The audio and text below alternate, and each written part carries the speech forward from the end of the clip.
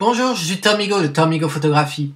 Pour ceux d'entre vous qui me suivent sur Facebook, Twitter ou sur mon blog qui se trouve sur tomhigophotographie.com, vous avez dû remarquer que dans les 2 dernières semaines qui se sont écoulées, j'ai publié pas mal de photos d'animaux. Et donc vous voyez les dernières expositions donc entre le singe Saki, le léopard et le chimpanzé.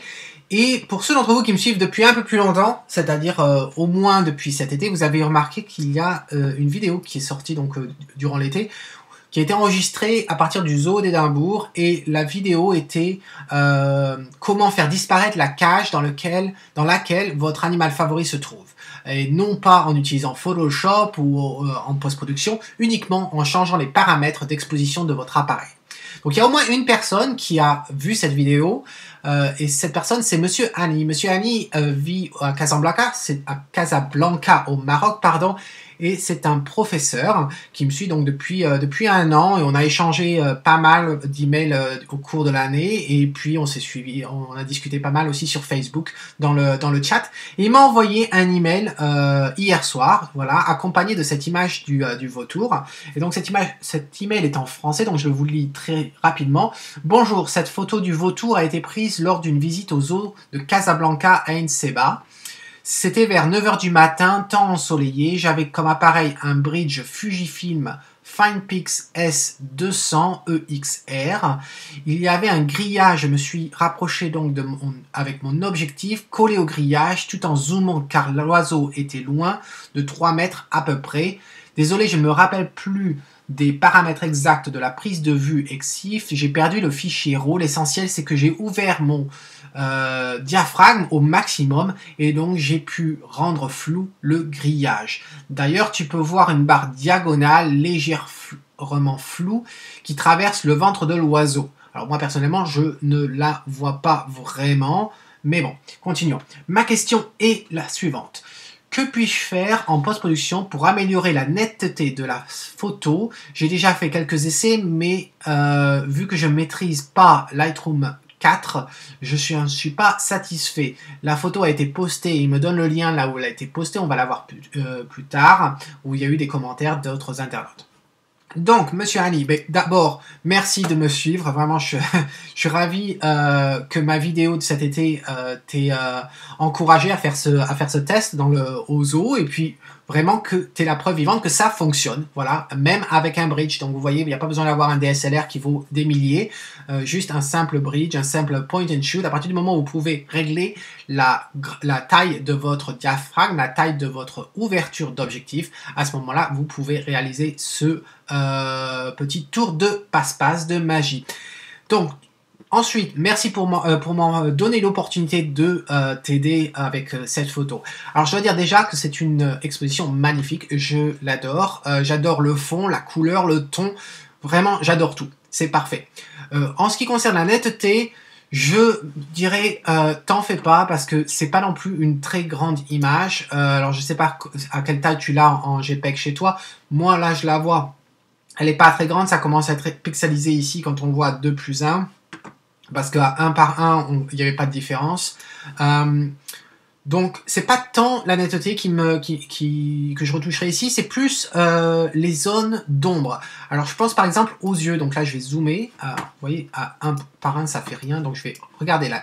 Les yeux ici sont totalement noirs, voilà, avec, on voit un petit catchlight, donc on appelle en anglais, donc c'est juste cette petite pointe de lumière qu'on voit dans l'œil ici, de réflexion, qui fait vraiment tout en photo de portrait, et puis un peu sous les ailes aussi, qui est un peu sombre. Donc voilà, moi je te propose de toucher à ça d'abord, et puis on verra là, jouer avec la clarité après. Donc, ce qu'on va faire, c'est qu'on va utiliser la brosse d'ajustement. Voilà, donc en haut à droite, vous avez cette brosse ici. Puis je vais zoomer. Donc voilà, on voit bien les yeux. Et puis pour l'instant, je vais choisir ici mon effet. Voilà, on va prendre comme pour un humain. On va les descendre et on va améliorer l'iris de l'œil. Voilà, donc je vais sélectionner ça.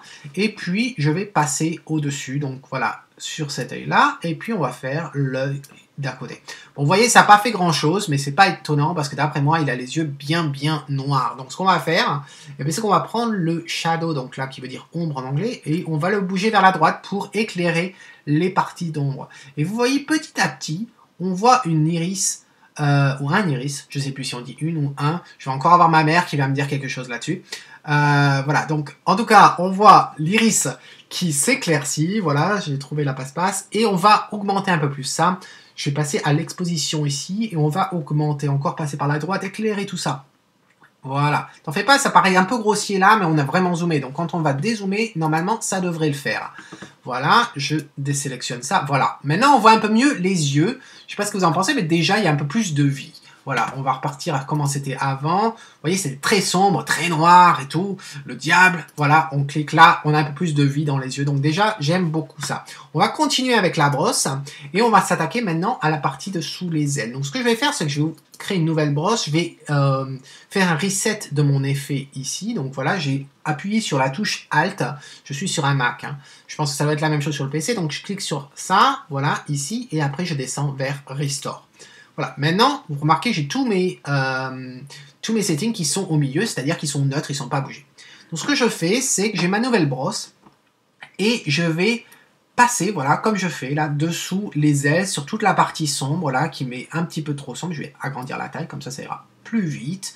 Voilà, je fais ça un petit peu grossièrement. Et puis, on va passer aussi également de l'autre côté. Voilà, je réduis un peu parce que pas besoin sur les parties éclairées. Voilà, entre les ongles, les griffes là, les ongles, n'importe quoi, les griffes. Voilà. Et alors, je vais vous montrer un tuyau aussi pour ceux qui ne connaissent pas ça. Si vous utilisez la brosse, vous avez passé votre brosse un peu partout, et maintenant vous appuyez sur la lettre O de votre clavier. Voilà, ça vous illumine où c'est que vous avez passé votre brosse. Et puis, je vais faire un petit peu de nettoyage parce que j'ai un peu débordé. Donc, pour faire le nettoyage, soit je clique ici sur Erase à droite là. Et vous voyez, maintenant, c'est un signe moins que j'ai, là où j'ai mon pointeur. Avant, quand j'étais sur le A, j'avais un plus. Ou bien, moi, ce que je fais le plus souvent, c'est que j'appuie sur Alt. Et voilà, ça va plus rapidement, voilà. Et je garde mon doigt sur la touche Alt. Et je commence à faire un petit peu de nettoyage pour pas trop déborder. Et puis, on va passer également ici, voilà, vite fait. C'est très rapide. Voilà, je vais rappuyer sur la lettre O pour désactiver le marque rouge. Et puis maintenant, on va commencer à faire quelque chose parce que j'ai rien bougé. J'ai pas bougé de quoi que ce soit. Donc c'est normal que vous voyez rien qui ait changé. Maintenant, on va aller sur les ombres d'ombre. Donc Shadows. Et on va éclairer uniquement les zones d'ombre. Et voilà. Et regardez, maintenant on commence à voir apparaître le dessous des ailes. J'avais quand même passé dessous ici, là vous voyez mon pointeur en bas à gauche, mais c'est vraiment une partie trop sombre, donc on ne ressort rien. Et puis là je vois, j'avais débordé un petit peu, donc on va passer comme ça, je vais appuyer sur le 0 pour voir un peu là où je passe. Voilà. Donc je suis assez content de ça. Est-ce qu'on veut le pousser davantage? Bon, on peut le pousser là, c'est pas grave. Voilà, j'aime bien le résultat. Voilà, alors, avant, c'était comme ça, tout en noir. Maintenant, après avoir appliqué juste l'éclairage des zones d'ombre, on a un peu plus de vie. Et puis, on va passer un peu de clarité. Alors, clarité, ça devrait améliorer les bordures de chaque élément dans la photo. Et puis, bon, ça va ajouter un petit peu un peu plus de netteté, mais ça va éclairer également un petit peu. Donc voilà, je vais juste faire ça, pas beaucoup de plus, voilà. Et puis je crois que je suis assez satisfait avec ça.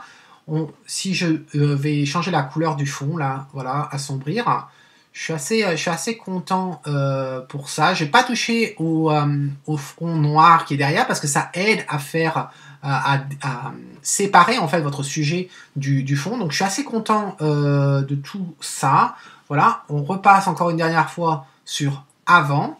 Et puis maintenant. Donc voilà. Alors je vais t'envoyer la photo, hein, monsieur Annie, et puis tu me dis ce que tu en penses. J'espère que c'est à ton goût. Et puis voilà. Puis je voulais te remercier pour m'avoir donné l'opportunité de jouer un petit peu avec ton image. Et puis si je t'ai appris quelque chose, eh j'en suis ravi. Et puis vous, si vous avez envie de m'envoyer vos photos, vous posez des questions ou quoi que ce soit, n'hésitez pas. Vous m'envoyez à ask, l'adresse s'écrit ask @tommigrophotography.com. Et puis en attendant, je vais aussi vous montrer le lien. Donc il m'avait mis un lien là où il y avait sa photo. Donc hop, je l'ai déjà chargée. Elle est là, elle est sur le web. Hein, c'est 500px.com avec le lien de sa photo. Le lien sera dans la description. Et puis vous voyez il y avait un commentaire d'une personne qui disait voilà la bonne façon de prendre une photo d'un oiseau qui est laid et de le rendre magnifique. Et bien j'espère que je t'ai un petit peu aidé à le rendre un petit peu plus beau. Et puis en attendant la prochaine fois, c'est Tom Higo qui te dit si t'aimes ce que tu vois, capture-le. Et puis à vous autres, si vous aimez ce que vous voyez, faites de même, capturez-le.